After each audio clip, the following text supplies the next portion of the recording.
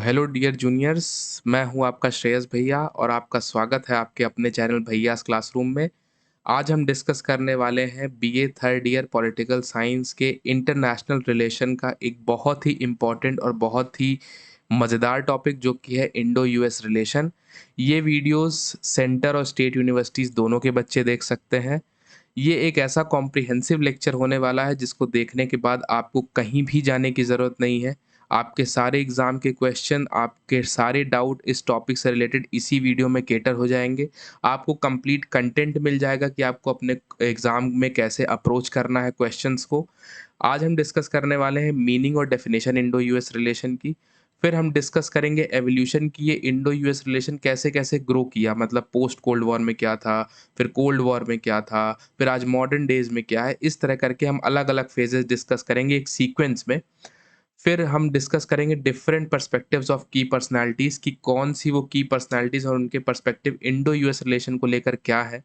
फिर हम बात करेंगे point of convergence and divergence in Indo US relation की। इसका मतलब है कि वो कौन से ऐसे पॉइंट हैं जहाँ पर इंडिया और यूएसए एक दूसरे के साथ आते दिखते हैं कि यहाँ पे एक दूसरे के लिए सपोर्टिव होते हैं, एक दूसरे को सपोर्ट करते हैं।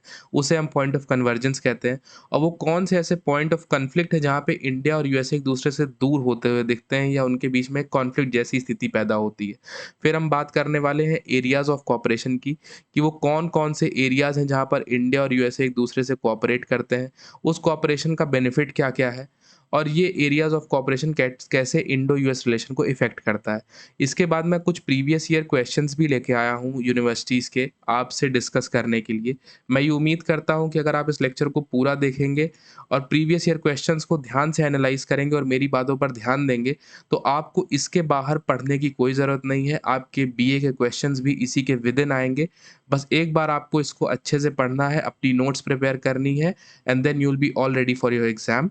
सो आगे बढ़ते हैं ज़्यादा टाइम ना वेस्ट करते हुए। So first topic is introduction to Indo US relation. सो यहाँ पे हम बात करने वाले हैं इंट्रोडक्शन इंडो यूएस रिलेशन के बारे में। So Indo US relation refers to multifaceted engagement between India and USA. Multifaceted का मतलब क्या होता है? मल्टीफेसेटेड का मतलब होता है कई डायमेंशन में। तो ये पहली लाइन जो है वो ये कह रही है कि इंडो यूएस रिलेशन का मतलब है कि इंडिया और यूएसए के बीच में कई डायमेंशन में engagement is Indo US relation. अब वो कई डायमेंशन क्या-क्या है? Encompassing political, economic, defence, technological and cultural cooperation.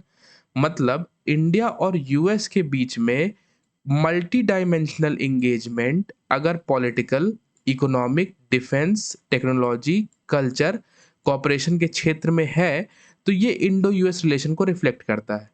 चलिए थोड़े आसान शब्दों में बताता हूँ। जैसे अलग-अलग डायमेंशन होते हैं। पॉलिटिकल डायमेंशन होते हैं, इंडिया की लीडरशिप, पीएम मोदी जा रहे हैं मिलने डोनाल्ड ट्रम्प से। So this is we can call is political engagement. Economic engagement हम क्या कह सकते हैं? जैसे इंडिया चाहता है कि यूएस इंडिया के बनाए हुए गुड्स खरीदे ताकि इंडिया की इकोनॉमी को बूस्ट मिले। वहीं पे यूएस चाहता है कि जो यूएस की कंपनीज़ है जैसे एप्पल हो गई वो इंडिया में इन्वेस्ट करे ताकि एप्पल को बेनिफिट हो। ये हो गया हमारा इकोनॉमिक एंगेजमेंट। फिर अगर हम डिफेंस एंगेजमेंट की बात करें तो हम कई सारी हमारी आर्मीज़ और हमारी आर्म फोर्सेस कई सारी ऐसे एक्सरसाइज़ प्रैक्टिस करती हैं जिससे हम एक दूसरे के देशों को बेहतर समझ पाते हैं। फॉर एग्जाम्पल डिफेंस के अगर हम लाइन में बात करें तो यूएस इंडिया को कुछ हेलीकॉप्टर सेल करता है। इसके बारे में हम आगे डिटेल में डिस्कस करेंगे, पर मैं एक शॉर्ट ओवरव्यू दे रहा हूँ कि ये क्या है। डिफेंस कोऑपरेशन मतलब कि इंडिया और यूएस के बीच में डिफेंस सेक्टर में कोऑपरेशन।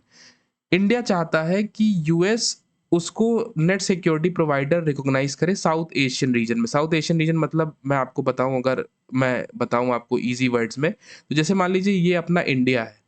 सो इसके जितने भी ये रीजन है, मतलब ये जो इंडिया के जो नीचे से पूरा जो वाटर का बॉडीज है और ऊपर यहाँ जितने भी नेशंस हैं, इसको हम साउथ एशिया कहते हैं।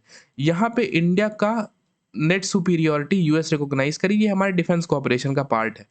वहीं पे यूएस चाहता है कि इंडिया रशिया जैसे कंट्रीज से डिफेंस इक्विपमेंट ना खरीद के यूएस से खरीदे। जैसे यूएस कई बार कहता है कि you should purchase F-16 aircraft, आपने सुना होगा। You should purchase Apache helicopter. देखिए अपाचे हेलीकॉप्टर हमने अभी रिसेंट में खरीदे भी हैं। और फिर आता है टेक्नोलॉजिकल रिलेशन या टेक्नोलॉजिकल एंगेजमेंट। अब what is this technological engagement? Technological engagement यही है कि हम अपनी टेक्नोलॉजी आपको शेयर करेंगे, आप अपनी टेक्नोलॉजी हमें शेयर करोगे। जैसे यूएसए इंडिया को शेयर करने के लिए रेडी है, सेमीकंडक्टर में हेल्प करने के लिए रेडी है, यूएस रेडी है इंडिया को हेल्प करने में एआई के क्षेत्र में, वैसे ही इंडिया भी अपने आईटी सर्विस सेक्टर से यूएस को हेल्प करने के लिए रेडी है। So this is what we call as technological cooperation. और कल्चरल कॉपरेशन, कल्चरल कॉपरेशन मतलब people to people ties. For example जैसे इंडिया के इतने लोग यूएस में रहते हैं, ऐसे ही यूएस के कुछ भी लोग भी इंडिया में रहते होंगे, working professionals.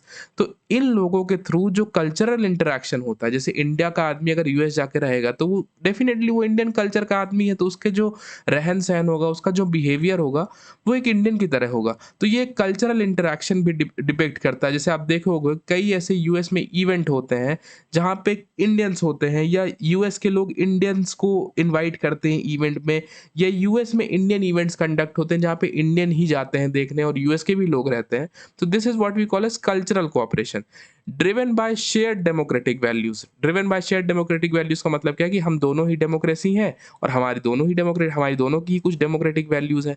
And converging strategic interest, so this is a very important point, converging strategic interest.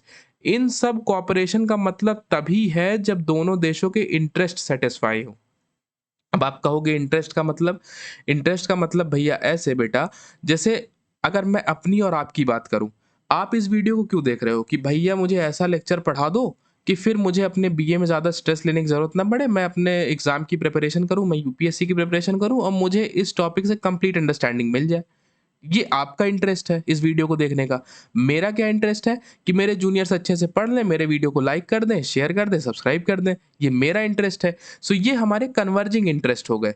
तो ऐसे ही जब पॉलिटिकल क्षेत्र में, इकोनॉमिक क्षेत्र में, डिफेंस के क्षेत्र में, टेक्नोलॉजी के क्षेत्र में और कल्चरल के क्षेत्र में इंडिया और यूएस का इंगेजमेंट होता है, जिसमें दोनों के स्ट्रेटेजिक इंटरेस्ट मिले हो, मतलब जिसमें दोनों के स्ट्रेटेजिक इंटरेस्ट साथ आते दिखें, जिसमें दोनों के इंटरेस्ट सेटिस्फाई होते दिखें, तब हम कह सकते हैं कि this can be referred to as Indo US relation. तो चलिए एक बार मैं पूरा कंप्लीटली पढ़ देता हूँ, एक बार इसको इरेज कर देता हूँ, मैं एक बार कंप्लीटली पढ़ देता हूँ इजी वे में, ताकि आप इसको समझ पाएं और इसके बाद हम नेक्स्ट स्लाइड में बढ़ेंगे। सो हम इसको, एक सेकेंड, चलिए, आई होप आप इसको देख के अपने नोट्स बना पाएंगे। So Indo US relation refers to multifaceted engagement between India and USA encompassing political, economic, defense, technological and cultural cooperation driven by shared democratic values and converging strategic interests. So this is what is introduction of Indo-US relation. Now moving to next slide. So अब this slide is more about introduction to Indo-US relation. चलिए पढ़ते हैं। Earlier Indo-US relation were described and desired as estranged democracies, but today they are known as engaged democracies. देखिए, पहले Indo US के संबंधों को estrange democracies कहा जाता था, मतलब कि ऐसे दो लोकतंत्र या ऐसी दो डेमोक्रेसीज जिनको आपस में एक दूसरे से ज्यादा मतलब है नहीं। मतलब पहले के टाइम पे आप सोचो, आज से 20 साल, 25 साल या 30 साल पहले you have never heard about our parents talking about कि इंडो यूएस रिलेशन, बिकॉज पहले हम एस्ट्रेंज डेमोक्रेसीज थे, बहुत लिमिटेड इंटरेक्शन था हमारे बीच में। अब सोचो, यूएस यहाँ है, इंडिया यहाँ है, वर्ल्ड में इतनी टेक्नोलॉजी आई नहीं है, ग्लोबलाइजेशन आया नहीं है। ग्लोबलाइजेशन जब आया तब सारी इकोनॉमीज खुली, आपने बेसिकली ये सेकेंड ईयर में पढ़ा होगा। जब सारी इकोनॉमी खुली तो इंडिया का सामान यूएस आया, यूएस का सामान इंडिया गया, इस तरह का प्रोसेस चलता था। अब जब तक ये चीज हुई ही नहीं थी तो भाई इनको अपने से मतलब है, इनको अपने से मतलब है भाई, कोई मतलब ही नहीं है। हम लोग पहले स्ट्रेंज डेमोक्रेसीज थे, लेकिन जब ग्लोबलाइजेशन आया तो धीरे धीरे ये कंट्रीज एंगेज डेमोक्रेसीज बनी। एंगेज मतलब कि कुछ फैक्टर यूएस के इंडिया पे डिपेंडेंट है और इंडिया के कुछ यूएस पे डिपेंडेंट है। तो ये जो दोनों डेमोक्रेसीज हैं ये आपस में इंगेज हुई, आपस में एक दूसरे के साथ कनेक्ट हुई अपने स्ट्रेटेजिक इंटरेस्ट को सेटिस्फाई करने के लिए। So this is what we call as later they became engaged democracies, मतलब ऐसी डेमोक्रेसीज जो एक दूसरे से इंगेज हो गई। एंगेजमेंट जानते हैं ना, शादी में होती है कि these two peoples are engage together. So this is what is engage, मतलब कि दोनों आपस से कनेक्टेड हो गए। सिमिलरली यहाँ पे ये दो डेमोक्रेसीज ग्लोबलाइजेशन के बाद से आपस में इंगेज हो गई, आपस में एक दूसरे से कनेक्टेड हो गई। फिर there are number of areas of convergence and divergence between two countries, मतलब ऐसे बहुत सारे एरिया हैं जहां पर ये दोनों कंट्रीज या तो एक दूसरे के साथ रहती हैं या तो एक दूसरे के अगेंस्ट रहती हैं, between two countries, but both countries have shown remarkable strategic maturity with each other. लेकिन आप ये कहेंगे कि ये दोनों कंट्रियों ने एक दूसरे के पर्सपेक्टिव में इमेंस स्ट्रेटेजिक मैच्योरिटी शो की है, मतलब एक बेहतरीन स्ट्रेटेजिक मैच्योरिटी शो की है। अब आप कहोगे कि भैया ऐसे कौन से पॉइंट है जहाँ पे हम साथ रहते हैं और ऐसे कौन से पॉइंट है जहाँ पे हम अलग रहते हैं? तो जैसे मैं अभी आपको ब्रीफ में बता दूं, आगे हम इसको डिटेल में डिस्कस करेंगे। पॉइंट ऑफ कन्वर्जेंस क्या है? जैसे यूएस चाहता है कि चाइना की ग्रोथ ना हो, लेकिन चाइना को साउथ एशिया में रोकता कौन है? साउथ एशिया में रोक कौन सकता है पोटेंशियली? पोटेंशियली इंडिया रोक सकता है। तो यूएस इंडिया को प्रमोट करता है as a good market against China, ताकि चाइना को रोका जा सके, क्योंकि China is becoming a potential threat to USA these days. इसके बाद पॉइंट ऑफ डाइवर्जेंस क्या है? फिर आप देखते होगे कि यूएसए कभी कभी पाकिस्तान के फेवर में बोलने लगता है, जैसे पोस्ट ऑपरेशन सिंदूर पाकिस्तान के फेवर में डोनाल्ड ट्रंप बोलते हुए दिखे। सो यहाँ पे इंडिया को लगता है कि यार आर रिलेशन इज गुड, लेकिन आप कभी कभी जो इनसे हाथ मिला लेते हो ना जनाब, अच्छी बात नहीं है। तो this is point of divergence. Now moving to next point, India and USA are engaging with each other in multiple areas, मतलब बहुत सारे एरियाज में एंगेज कर रहे हैं। Cooperation in areas of defence अभी हमने डिस्कस किया, इंक्रीज इकोनॉमिक कॉपरेशन अभी हमने डिस्कस किया, and people to people contact increase, ये भी हमने अभी डिस्कस किया है।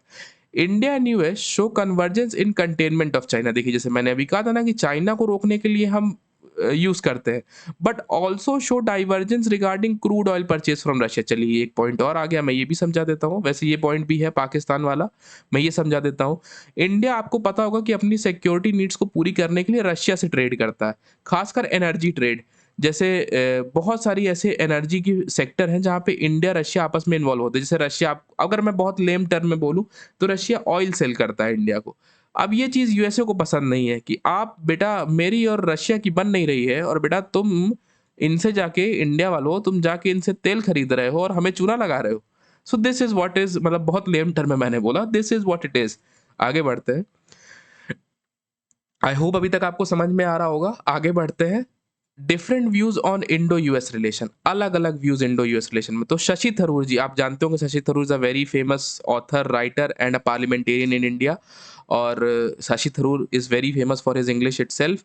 सो इंडो यूएस, ये कहते हैं शशि थरूर कहते हैं, मतलब व्यूज का मतलब है कि ये लोग अपना क्या क्या व्यूज रखते हैं इस रिलेशन से रिलेटेड। सो शशि थरूर जी कहते हैं कि Indo US relation are natural partnership, मतलब ये नेचुरल पार्टनरशिप है। It is bond of world's oldest democracies and world largest democracy. आपको पता है इंडिया वर्ल्ड लार्जेस्ट डेमोक्रेसी, मतलब इतनी बड़ी डेमोक्रेसी है, हमारी पॉपुलेशन इतनी ज़्यादा है, तब भी हम डेमोक्रेटिक हैं, हम आपस में वोटिंग बिहेवियर, मतलब वोटिंग पैटर्न में बिलीव करते हैं, हम चुनी हुई सरकारों पर बिलीव करते हैं, तो हम वर्ल्ड्स लार्जेस्ट डेमोक्रेसी हैं। और आपको पता होगा कि US is first one to opt for proper modern day democracy, that is why it is called as world's oldest democracy, मतलब दुनिया का सबसे पुराना लोकतंत्र। अब Henry Kissinger, according to Henry Kissinger, so Henry Kissinger आपको अगर नहीं पता होगा तो Henry Kissinger was once an adviser to US president Nixon. मतलब जब इंदिरा गांधी जी का समय था, former prime minister Indira Gandhi ji का समय था 1971 के समय में, तो Henry Kissinger was an adviser to US president, उस समय प्रेसिडेंट थे निक्सन। सो अगर आप हेनरी किसिंजर का रोल देखना चाहें तो एक मूवी आई थी, आपको ध्यान होगा, Sam Bahadur, about former field marshal of India Sam Manekshaw ji. तो उनके जो उसमें सीन है, वहाँ पे एक जगह Henry Kissinger meets prime minister Indira Gandhi, तो आप वहाँ पे देख सकते हैं इस चीज़ को। सो ये कहते हैं कि Indo US relation are primarily about balance of power and not ideology. So basically ये एक रियलिस्ट थे। आगे हम डिस्कस करेंगे कि रियलिस्ट कौन होते हैं, लिबरलिस्ट कौन होते हैं। रियलिस्ट वो लोग होते हैं जो इस पूरे इंटरनेशनल सिस्टम को, मतलब यहाँ जितने भी देश हैं, इनकी सब की लड़ाई केवल पावर के लिए है कि किसके पास ज़्यादा पावर है, किसके पास ज़्यादा पावर है, किसके पास पावर है। और यहाँ पे कोई ऐसा अदर मीडियम नहीं है, मतलब इन लोगों की सबका कंपटीशन ही इसीलिए है कि बस द मेजर ऑब्जेक्टिव इज कि किसके पास ज्यादा पावर है। So power is the centre of international politics, ऐसे रियलिस्ट लोग मानते हैं। हेनरी किसिंजर रियलिस्ट थे, तो वो कहते हैं कि Indo US relation are primarily about balance of power, कि कैसे पावर को दो देशों के बीच में बैलेंस किया जाए, और आइडियोलॉजी यहाँ पे कोई बहुत खास रोल प्ले करती नहीं है, ऐसा ये कहते हैं। अकॉर्डिंग टू जेडी वांस आप जानते होंगे, रिसेंट में अभी वाइस प्रेसिडेंट है यूएस के ट्रम्प एडमिनिस्ट्रेशन 2 में। ये कहते हैं India and US are one of the biggest strategic partners of all time. अच्छा, ये स्टेटमेंट उनका कब आया था? जब अभी वो गए थे, मतलब पोस्ट ऑपरेशन सिंदूर, अभी रिसेंट में ईरान कॉन्फ्लिक्ट को सॉल्व करने के लिए जब वो पाकिस्तान गए थे, तो पाकिस्तान मीडिया ने उनसे पूछा था कि how you see Indo US relation as of now, मतलब क्योंकि पाकिस्तान से करीब हो रहे थे तो उनको उम्मीद जग जाती है ना कि हमसे कोई दो मतलब सट लिया है। जेडी वांस जी बोल देते हैं कि नहीं हमारा आपका संबंध अच्छा है, तुरंत मान देते हैं कि ऐसा है सर, 1 करोड़ रुपए मिल जाएगा क्या, मालिक भंडारा करा दो 200 रुपए का। तो खैर, इन सब चीजों को साइड करते हुए जेडी वांस कहते हैं कि India and US are one of the biggest strategic partners of all time. इसका मतलब है कि हम हमेशा, मतलब हम दुनिया के, ये हम सबसे बिगेस्ट स्ट्रेटेजिक पार्टनर्स हैं एक दूसरे के। फिर आते हैं बराक ओबामा। बराक ओबामा को तो आपको पता ही होगा, जब हमारे प्राइम मिनिस्टर मोदी जी नए-नए इलेक्ट हुए थे, तब बराक ओबामा इंडिया आए थे, जहाँ पे एक बहुत फेमस सॉन्ग चला था, अमेरिका से आया मेरा दोस्त, दोस्त का स्वागत करो, राजपथ सजाओ ज़रा, दोस्त का वेलकम करो। आपको पता होगा बहुत लंबा वो सॉन्ग चला था। सो उन्होंने कहा था कि Indo US ties are one of the defining partnership of 21st century. मतलब इंडिया और यूएस का रिलेशन जो है वो one of the most defining partnership है। 21वीं सदी की बहुत ही डिफाइनिंग पार्टनरशिप है इंडो यूएस रिलेशन। सो ये बराक ओबामा है, ये हेनरी किसिंजर जी हैं, अब ओल्ड हो गए हैं, ये शशि थरूर जी हैं, आप जानते हैं, और ये हैं जेडी वांस। सो ये है अलग-अलग व्यूज़। अब मैं इसको लिखने का तरीका भी आपको लास्ट क्वेश्चन में जब हम डिस्कस करेंगे, मतलब पीवाईक्यू, तब मैं आपको बताऊँगा कि इसको लिखा कैसे जाता है। तो वहाँ से आपको एक क्लियर आइडिया लगेगा कि कैसे क्वेश्चन्स को अटेम्प्ट किया जाता है। चलिए आगे बढ़ते हैं। अब हम बात करेंगे evolution of Indo US relation cold war period. Cold war period आप जानते हैं, कोल्ड वॉर का मतलब आप जानते हो कि मैं उम्मीद करता हूँ, नहीं जानते तो मैं एक ब्रीफ सा इंट्रोडक्शन देता हूँ। कोल्ड वॉर एक ऐसा पीरियड था इंटरनेशनल पॉलिटिक्स में जब यूएसए और यूएसएसआर आपस में, मतलब कहना चाहिए कि उनमें एक रियल वॉर नहीं चल रही थी, बट एक आइडियोलॉजिकल वॉर चल रही थी कि who is superior. The war of superiority between US and USSR, which is not actual hot war और not actual physical war, is known as cold war. मतलब एक कॉम्पिटिशन टाइप का चल रहा था, बहुत लेम टर्म में बोलूँ तो यूएस और यूएसएसआर के बीच में कॉम्पिटिशन टाइप का चल रहा था। जैसे यूएस का नासा कुछ कर रहा था तो फिर यूएसएसआर का मतलब स्पेस एजेंसी कुछ कर रही थी, यूएस मिलिट्री एडवांसमेंट कर रही थी तो यूएसएसआर मिलिट्री एडवांसमेंट कर रही, मतलब ये दिखाने के लिए कौन कितना बड़ा तोप है। बस यही है कोल्ड वॉर पीरियड, एक बहुत ही सिंपल टर्म में।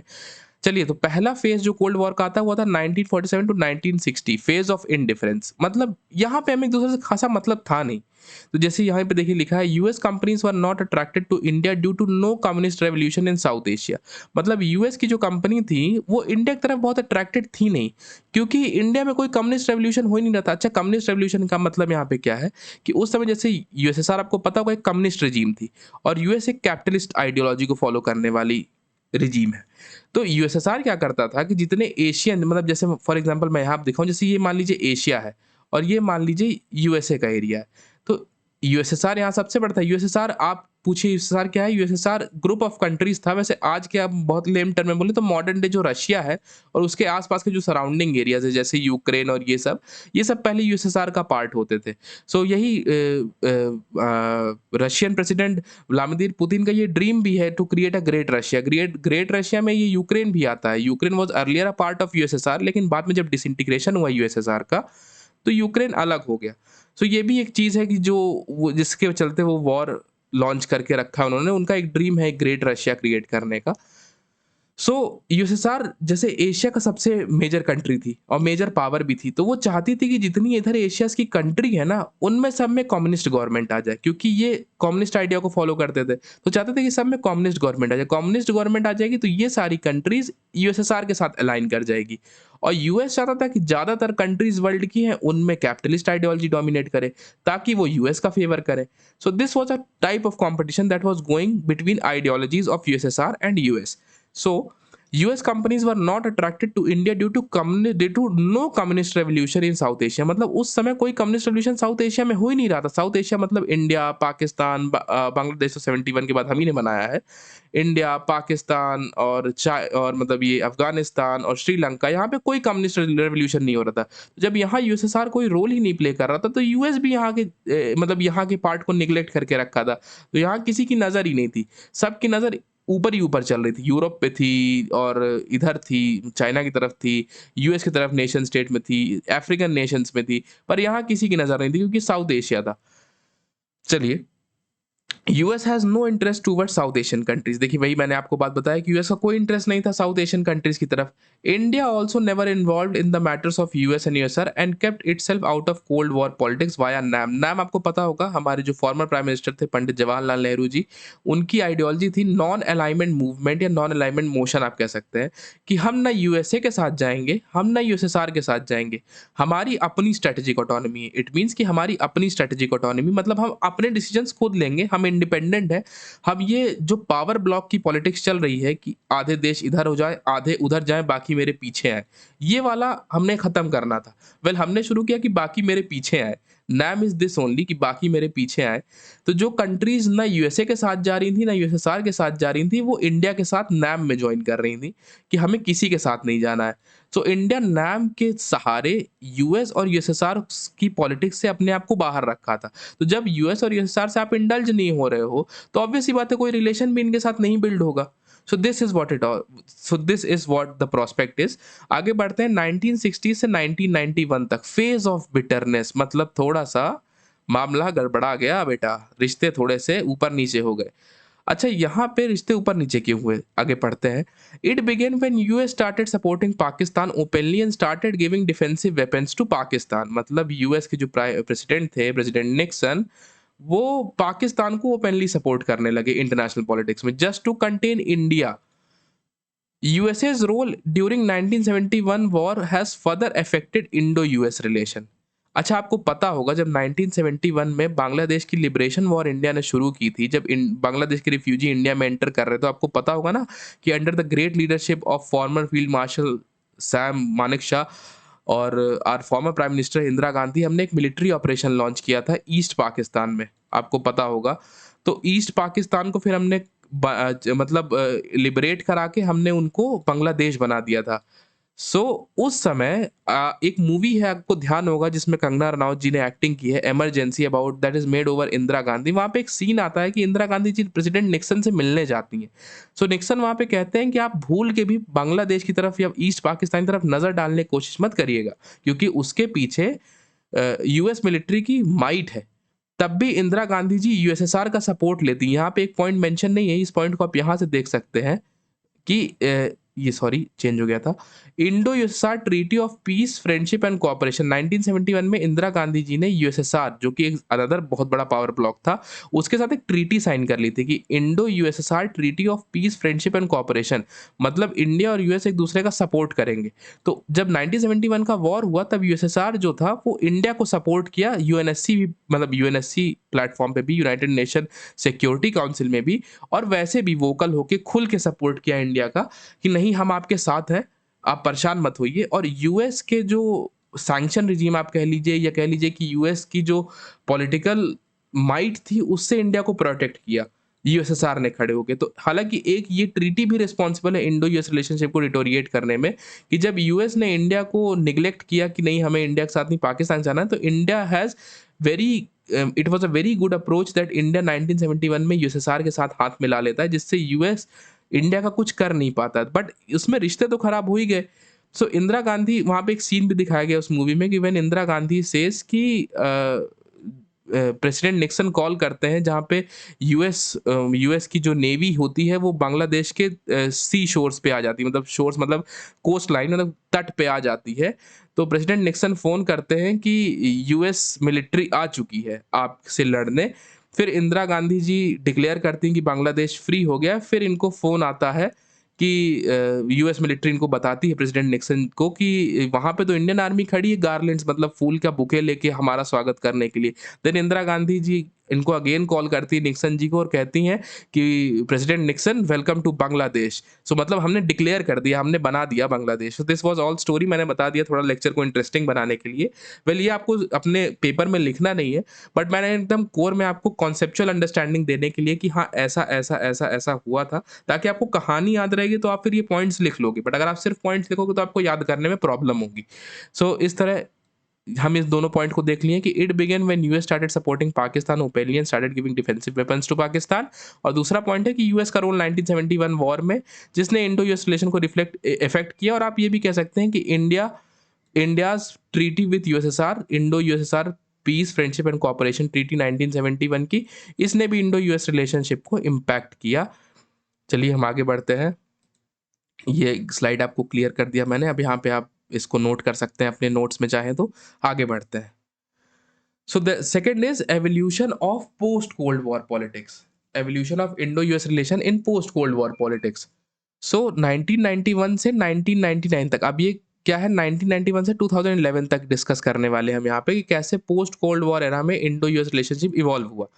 तो सबसे पहला पॉइंट है 1991 से 1999 में ट्रस्ट बिल्डिंग फेज भाई, क्योंकि निक्सन जी ने मतलब बहुत ज़्यादा इंडिया और यूएस रिलेशनशिप को खराब कर दिया था, बहुत ज़्यादा मटिया मेट करके रखा था। तो 1991 से 1999 में हमें एक ट्रस्ट बिल्डिंग फेज देखने को मिला, जहां defence cooperation began between two nation, दो देशों के बीच में डिफेंस कोऑपरेशन शुरू हुआ। Deepening of ties between two countries at global forum, दोनों कंट्रीज का जो आपस में रिश्ता है वो ग्लोबल प्लेटफॉर्म्स में करीब आने शुरू हुए दोनों नेशन फिर से एक दूसरे, क्योंकि भाई आओगे नहीं तो जाओगे कहाँ, बात तो ये है। We are India, we are Bharat, we are not India. So मतलब in I have said this कि सो आओगे नहीं तो जाओगे कहाँ। सो हमारा होना तो बहुत इंपॉर्टेंट है, हम इंटरनेशनल पॉलिटिक्स में बहुत इंपॉर्टेंट की एक्टर है। I said that we are not India because we are not in that colonial mindset, we are Bharat, we are the great Bharat, we are Bharat of Chanakya. So yes, आगे बढ़ते हैं। फिर आता है 1999 से 2011 तक का strategic phase. Vision document sign during visit of US president Bill Clinton in year 2000। Vision document sign किया यूएस प्रेसिडेंट बिल क्लिंटन ने 2000 में। Bush administration evolved relations as truly strategic in nature, तो फिर उसके बाद जब बिल क्लिंटन जी ने ये साइन किया तो फिर थोड़े रिश्ते और करीब आए। अब इसके मैं डिटेलिंग आपको नहीं शेयर कर रहा हूँ क्योंकि इतनी डिटेलिंग आप एग्जाम में करेंगे कुछ नहीं, आपको पते होने चाहिए पॉइंट्स, मैं इसीलिए इसको बस ऐसे शेयर कर दे रहा हूँ। फिर उसके बाद बुश एडमिनिस्ट्रेशन ने रिलेशन को मल्टी लेयर में एक बहुत ही अच्छी तरीके से इवॉल्व किया, इंडो यूएस रिलेशन को। फिर चाहे वो डिफेंस में हो, चाहे वो न्यूक्लियर में हो, जैसे आपको पता होगा Indo US nuclear deal sign हुई। न्यूक्लियर डील आपको पता होगा कि हमारे former prime minister Shri Atal Bihari Vajpayee ji के समय में पोखरान टेस्ट 2 हुआ था, जहाँ पे हमने वो डेवलप किया था, अपनी न्यूक्लियर मिसाइल पहली बार डेवलप की थी। ये चीज़ आपको देखने को मिल जाएगी जो अटल बिहारी जी पे मूवी आई है जिसमें पंकज त्रिपाठी जी ने एक्टिंग किया है। तो इसमें आपको देखने को मिलेगा जब हमने पोखरान टेस्ट किया था तो अर्लियर यूएस ने इसको अपोज किया कि नहीं आप ऐसे कैसे कर सकते हैं भाई, दुनिया के मसीहा तो हम हैं, हमारी जिम्मेदारी है बचाना। दिक्कत ये है ना कि जिसके मतलब जो पहले कर लेता है इंटरनेशनल रिलेशन में, जो जैसे यूएस ने पहले न्यूक्लियर बना लिया ना, अब उसको समस्या कि कोई ना बनाए क्योंकि अब उसने दुनिया के अकेले ठेकेदारी लेके रखी, पर ऐसा तो हम होने नहीं देंगे भाई। We are India, we are Bharat. So Bharat तो अपनी स्ट्रेटेजिक ऑटोनॉमी मेंटेन करके रखेगा। सो हमने फिर पोखरान टेस्ट किया। यूएस ने कहा कि आप ऐसे नहीं कर सकते, हमने कहा भाई हम तो करेंगे, आप क्या कर लेंगे। कुछ दिन तक ऐसे नोक झोंक चली। उसके बाद बुश एडमिनिस्ट्रेशन ने कहा कि नहीं भाई ऐसा है, इनसे हाथ मिला लो, ये है खतरनाक लोग, ये भारत है। सो इंडो यूएस न्यूक्लियर डील हो गई साइन। ये इसका इंपॉर्टेंट पॉइंट है स्ट्रेटेजिक फेज का। चलिए आगे बढ़ते हैं। फिर आता है evolution of Indo US relation 21वीं सेंचुरी में 2011 से और आज तक। ये एक इंपॉर्टेंट प्रोस्पेक्ट है। So 2011 to till now a strong bond, एक बहुत ही मजबूत बॉन्ड। और वो आप हमको और आपको सबको पता है कि इंडो यूएस का बॉन्ड आज की डेट में बहुत स्ट्रांग है। इंडिया में नमस्ते ट्रंप हुआ हमारे current prime minister Shri Narendra Modi ji के टेन्योर में। अमेरिका में हाउडी मोदी हुआ, आपको पता होगा, जहाँ पे पूरा इंडियन डायस्पोरा था और हमारे प्रधानमंत्री जी गए हुए थे वहाँ पर। सो चलिए, US president Barack Obama announced pivot to Asia policy. तो इसका शुरू कहाँ से होता है कि बराक ओबामा जो थे उन्होंने pivot to Asia policy announce कर दी, मतलब कि उन्होंने सोचा कि अब एशिया की तरफ जाना या एशिया को सेंटर पे रखना is very important. US serious हो गया कि भाई चाइना को रोकना पड़ेगा, ये साले 200 रुपए का खिलौना बेच के दुनिया में पूरी दुनिया खरीदे ले रहे हैं। तो यूएस सीरियस हो गया कि नहीं यार, चाइना को रोकना पड़ेगा, ये छोटा छतरी खतरनाक होता जा रहा है। फिर उसके बाद इंडिया को डिक्लेयर कर दिया as a major defence partner, क्योंकि भाई चाइना को रोकना था तो इंडिया को मजबूत करना जरूरी है कि इंडिया मजबूत होगा तब ना ये रुकेगा, क्योंकि इंडिया और इसका बॉर्डर डायरेक्ट शेयर होता है और इंडिया मजबूत रहेगा तो चाइना काउंटर बैलेंस रहेगा। लेकिन गलती यही है कि इंडिया को काउंटर बैलेंस का सोच के ये लोग पाकिस्तान को सपोर्ट करने लगते हैं, जानते नहीं कि जिस दिन हम चाहें उस दिन हम घर में घुस के भरता बना दे।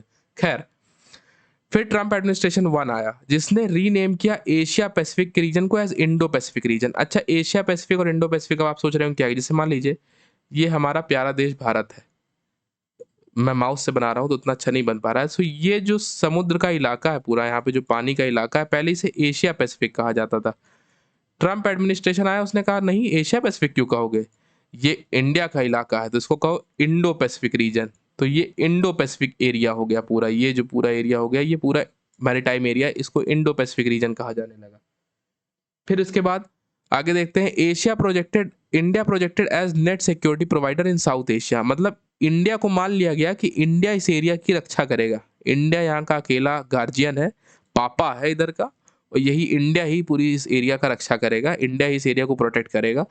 India declared as net security provider in South Asia and India has secured centrality in region. अब देखो, हैं तो इतने देश, पाकिस्तान है, श्रीलंका है, म्यांमार है, नेपाल है, नेपाल तो बेचारा अपना ही है, अफ़गानिस्तान है, इतने सारे देश हैं, सब ऐसे हँस के डोनाल्ड ट्रंप को देख रहे थे कि हमारे लिए कुछ हो जाता साहब तो थोड़ा-सा आएँ माने कुछ तो थोड़ा-सा। उन्होंने कहा नहीं, नहीं, नहीं, नहीं, नहीं, पापा तो एक है, मैं पापा हूँ दुनिया का। सो पापा तो एक है इस रीजन का।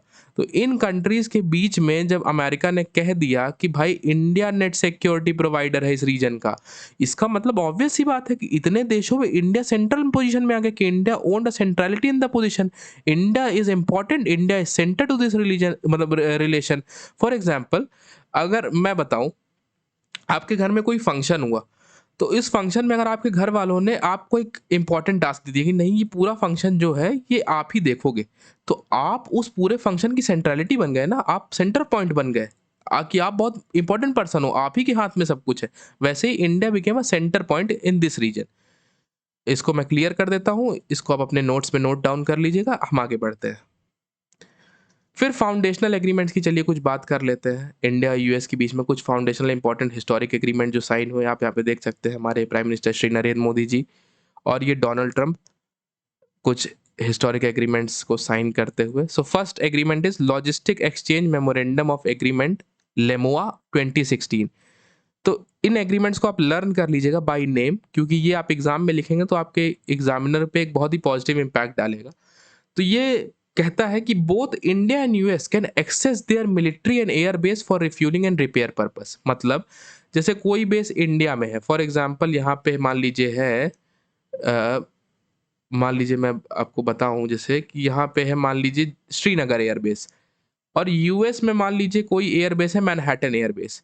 तो जैसे मान लीजिए अब यूएस इंडिया का प्लेन चला, तो वो यूएस में लैंड कर सकता है अगर उसको कुछ ऐसा लगता है कि हमें अपने प्लेन में कुछ रिपेयर कराना है या अपने प्लेन को रिफ्यूल कराना है। ऐसे यूएस का भी कोई प्लेन या कोई भी मिलिट्री सेटलमेंट या कोई भी मिलिट्री चीज़ यहाँ पे इंडिया के किसी भी मिलिट्री बेस या एयर बेस में लैंड कर सकती है, रिफ्यूलिंग और रिपेयर पर्पस के लिए।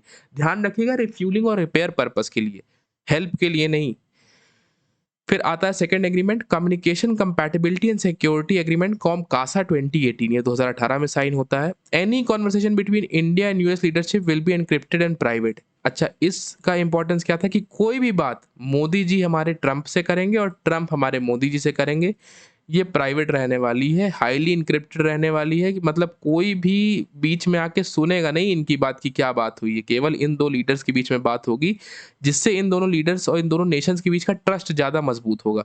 जैसे आप व्हाट्सएप का इंक्रिप्शन सुने होंगे, आप सुने होंगे कि व्हाट्सएप में मैसेज केवल आप जिसको भेज रहे हो वो और जो आपको भेज रहा है केवल वही लोग देख सकते हैं, बीच का कोई चैनल नहीं देख सकता। इसे कहते हैं encryption. Encryption is a type of privacy या लॉक आप कह सकते हो। तो यही बात है कि मतलब मोदी जी की बात केवल ट्रंप सुन सकते हैं और ट्रंप जी की बात केवल हमारे मोदी जी सुन सकते हैं। सो this is what a strong foundational agreement means, कि ये डिपिक्ट करता है, मतलब ट्रंप भी फिर खुल के अपनी बात मोदी जी से कहेंगे, मोदी जी भी अपनी बात खुल के ट्रंप से कहेंगे, जो भी इंडो यूएस रिलेशन के बीच में, क्योंकि बीच में तो कोई चैनल सुन ही नहीं सकता। तो इन दोनों देशों के बीच में क्लोजनेस बढ़ेगी, ट्रस्ट बढ़ेगा। इसका इंपॉर्टेंस है कि ये ट्रस्ट बढ़ाएगा। फिर आता है तीसरा agreement, basic exchange and cooperation agreement, बेक्का 2020। US will help India in developing more accuracy in guided weapons. मतलब यूएस इंडिया को हेल्प करेगा उसके अच्छा, गाइडेड वेपन्स क्या होते हैं? जिन्हें जिन्हें टारगेट पे सेट करके मारा जाता है उन्हें गाइडेड वेपन कहते हैं। फॉर एग्जांपल, हमारा जो ब्रह्मोस है, although it is indigenous, but BrahMos is a guided missile. आपने देखा होगा ऑपरेशन सिंदूर में, सुना होगा कि नूर खान एयरबेस में पाकिस्तान वर हैविंग, मतलब ऐसे 16 मीटर और 16 feet, I am not correct about value, लेकिन ऐसी मोटी दीवार थी नूर खान एयरबेस की जिसको कोई नहीं मतलब पार कर सकता था, कोई भी मिसाइल। तो इंडिया ने उनके एसी इवेंट से, मतलब 4x4 का एसी इवेंट था, आप सोच सकते हैं प्रिसिशन, 4x4 का एसी इवेंट था, हमने इंडिया से मिसाइल मारी, उनके 4x4 के एसी के वेंट से मिसाइल अंदर घुस के ब्लास्ट हो गई। So this is guided weapon. So और ये जो 4x4 से एंटर की है, इसको कहते हैं आप एक्यूरेसी, मतलब कितना प्रिसाइज है, कितना परफेक्ट है कि आपने मारा और आपने जो सोच के मारा कि वहीं एंटर करेंगे, वहीं एंटर की। This is known as accuracy. So US ने कहा कि हम इंडिया को हेल्प करेंगे एक्यूरेसी बिल्ड करने में, उसके गाइडेड वेपन, मतलब उसके गाइडेड वेपन मैकेनिज्म में। तो ये हमारे डिफेंस कॉपरेशन को भी दिखाता है, ये हमारे उसको दिखाता है, ये हमारे डिफेंस अप्रोच को दिखाता है। इसको मैं क्लियर कर देता हूँ, फिर हम लोग आगे बढ़ते हैं। आई होप आपको अभी तक ये लेक्चर समझ में आ रहा होगा, और जो भी आपके डाउट्स हैं आप मुझसे कमेंट सेक्शन में पूछ सकते हैं, बिल्कुल अपना भैया समझ के, और मैं आपके सारे डाउट्स क्लियर करूंगा। चलिए आगे बढ़ते हैं। Reasons for qualitative improvement in Indo US relation. अच्छा, वो कौन से ऐसे इंपॉर्टेंट कारण हैं जिससे इंडो यूएस रिलेशन इतने इम्प्रूव हुए हैं या इतने खास हैं? तो सर चलिए कारण देखते हैं। सबसे पहला कारण, अब जैसे मैंने यहाँ पे सिर्फ पॉइंट्स लिख दिए हैं, इन पॉइंट्स को मैं आपको एक्सप्लेन कर दूंगा। आपका काम है कि इन पॉइंट्स को समझकर उसको फिर खुद से राइट डाउन करना। India emerged as one of the fastest growing economies of the world, attracting US interest and investment। बिल्कुल सही बात है भाई, इंडिया इतना जल्दी जल्दी ग्रो कर रहा है, इंडिया की इकोनॉमी ग्रोइंग इकोनॉमी है, वी आर डेवलपिंग नेशन, आपको पता होगा। हमारी इकोनॉमी भी बढ़ रही है, हमारी जीडीपी भी बढ़ रही है, हम फोर्थ बिगेस्ट जीडीपी है, और बहुत बड़ी इकोनॉमी है इंडिया। तो ये क्या है कि ये यूएस के इंटरेस्ट और इन्वेस्टमेंट को अट्रैक्ट करता है। भाई एप्पल सोचती है कि हम इंडिया में इन्वेस्ट कर दें, भाई इकोनॉमी इंडिया की ग्रो कर रही है, लॉस तो कोई होना नहीं है, 150 करोड़ लोग हैं, उन सबके पास पैसा है, इकोनॉमी ग्रो करेगी तो वो एप्पल का परचेस करेंगे। तो यूएस का इंटरेस्ट भी अलाइंड है यूएस कंपनीज का, और इन्वेस्टमेंट भी यूएस करना चाहता है। भाई एक चीज बताओ, उगते सूरज को कौन नहीं सलाम करता? कल को when you will be qualified for certain examination, when you will be posted as somewhere wherever you want, if you want to become an army officer, if you want to become a civil servant, आप जो भी बनना चाहते हो, कल को जब आप वहां बैठ जाओगे बन के, तो आप तो उगता सूरज हो, आपको कौन नहीं सलाम करेगा? तो यूएस इन्वेस्ट क्यों नहीं करेगा इंडिया में? India is a growing nation, India develop कर रहा है, इंडिया में इन्वेस्ट करना यूएस की अर्जेंट नीड है। फिर increasing consumerism in India, second point है। कंज्यूमरिज्म मतलब कंज्यूम करने वाले लोगों की संख्या बढ़ रही है। भाई फोन तो आता है ओप्पो का भी, फोन तो आता है वीवो का भी, फोन तो आता है वन प्लस का भी, लेकिन नहीं नहीं नहीं नहीं, रुक जाते हैं, दिवाली आएगी, थोड़ा सस्ता हो जाएगा तो आईफोन ही लेंगे। सो इंडिया में यूएस को लेके कंज्यूमरिज्म बढ़ रहा है, मतलब इंडिया में सब कंज्यूम करना चाहते हैं, keeping US at the centrality. US के प्रोडक्ट थोड़ा रुक जाते हैं, अभी दिवाली आ रही है, 4 महीना फोन और चला लेंगे, फिर उसके बाद हम एप्पल का फोन ले लेंगे, एक बार ले लेंगे, 6-7 साल के लिए फुर्सत। सो this is increasing consumerism in India, मतलब इंडिया में लोग कंज्यूम करना चाह रहे हैं क्वालिटेटिव प्रोडक्ट्स, लोग ये भी ले रहे हैं लेकिन कंज्यूम ये भी करना चाह रहे हैं क्वालिटेटिव प्रोडक्ट्स। तो कंज्यूमरिज्म इंडिया में बढ़ रहा है, तो यूएस बेसिकली भाई, यूएस की कंपनी है, गूगल है, एप्पल है, और भी बहुत सारी कंपनी है, वो क्या चाहती हैं? वो यही चाहती हैं कि भाई इंडिया में आप लोग खरीदो।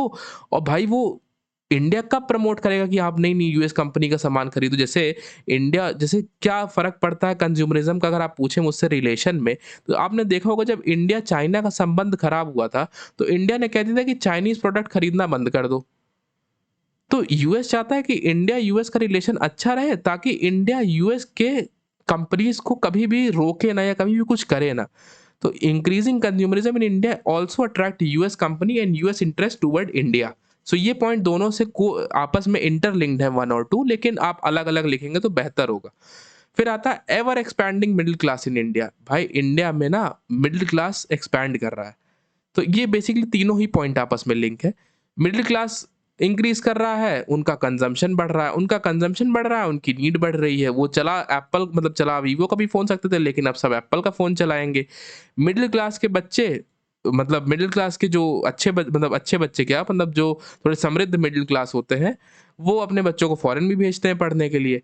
So middle class IT sector में भी काम करता है, मतलब चाहे वो यूएस कंपनीज की हो गई, चाहे वो इंडियन कंपनीज की हो गई, या चाहे कुछ भी हो गया, तो मिडिल क्लास का बहुत ज़्यादा वो बढ़ रहा है।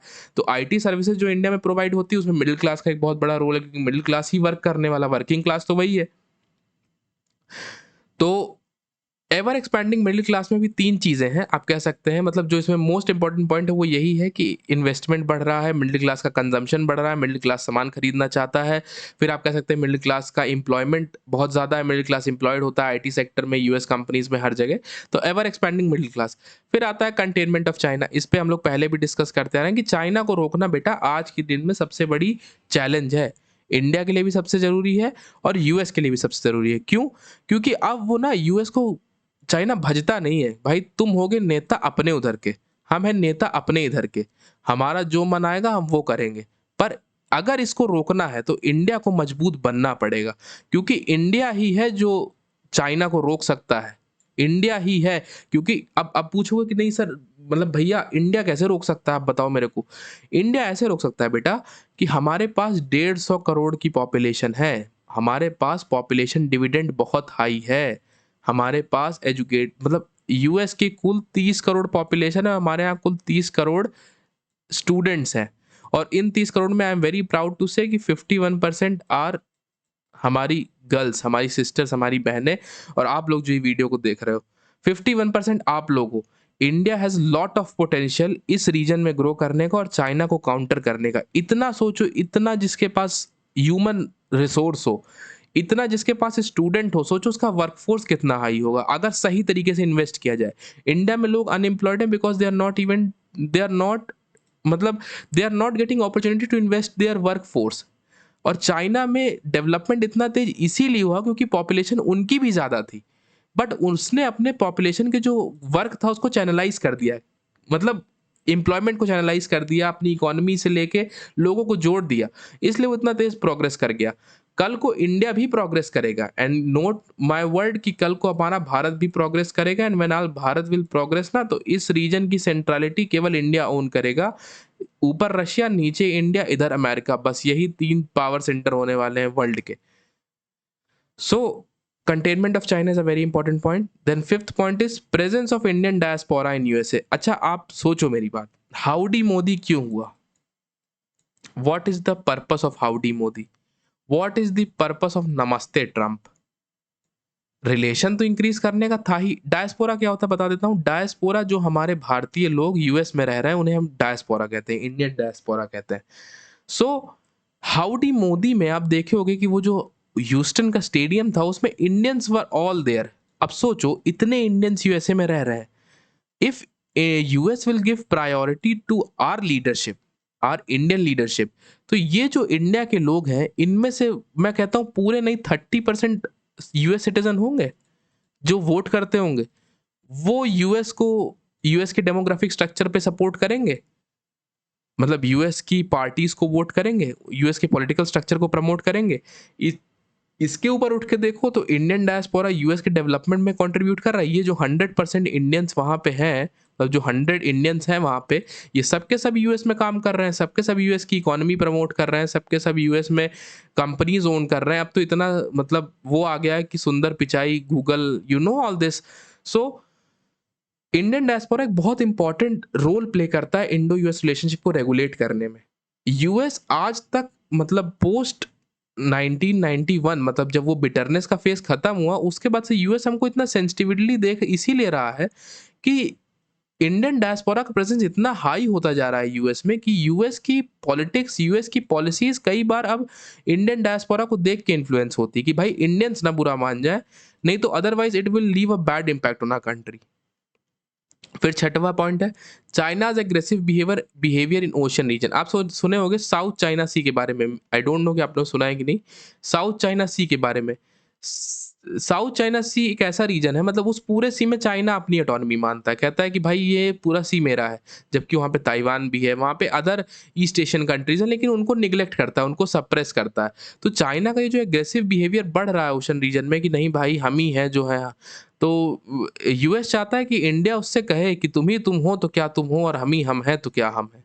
इसीलिए तुम ही बस नहीं हो, ये पूरे वर्ल्ड का है भाई। सी वी हो गया, ओशन हो गया, फॉरेस्ट हो गया, ये पूरे वर्ल्ड की एसेट है। ये आप कोई कह दे कि नहीं अमेज़न मेरा पर्सनल फॉरेस्ट है, मैं यहाँ किसी को घुसने नहीं दूंगा।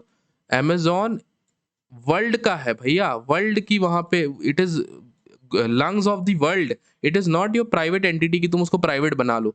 ऐसे ही जो ओशन है वो सबका है, समुद्र सबका है, समुद्र आपका थोड़ी है। आपके घर का तालाब है क्या कि आप खोद के यहीं बैठे हुए हो? तो इसलिए चाइना के एग्रेसिव बिहेवियर को काउंटर करने के लिए ओशन रीजन्स में इंडो यूएस रिलेशन आपस में बहुत ही अच्छी लेवल पे इवॉल्व हो रहा है।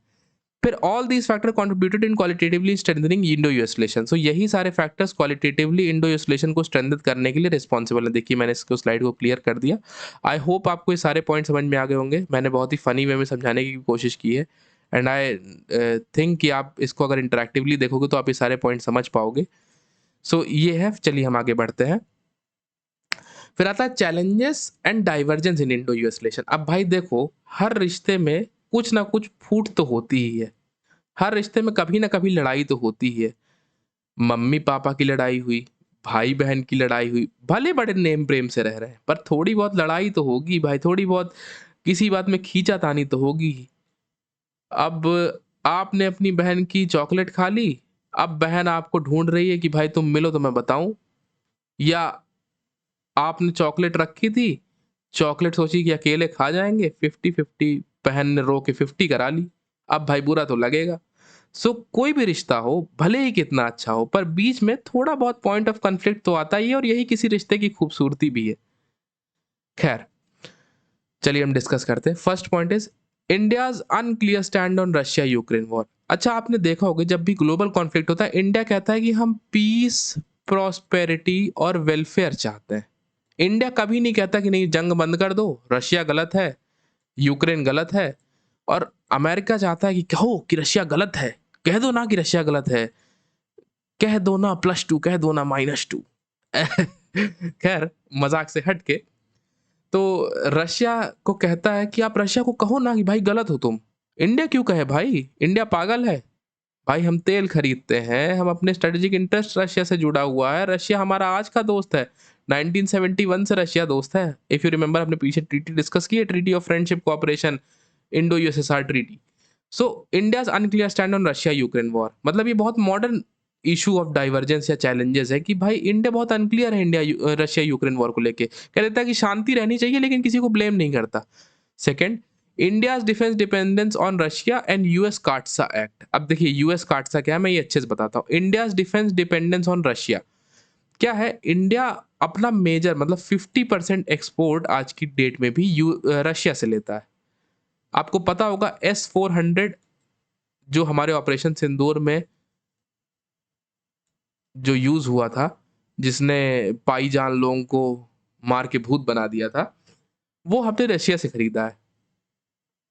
तो इंडिया का जो डिफेंस डिपेंडेंस है रशिया में, ये यूएस को थोड़ा परेशान करता है। यूएस को लगता है कि यार तुम मेरे से F-16 नहीं खरीदते हो, तुम मेरे से एयर डिफेंस सिस्टम नहीं खरीदते हो, तुम इनसे खरीदते हो।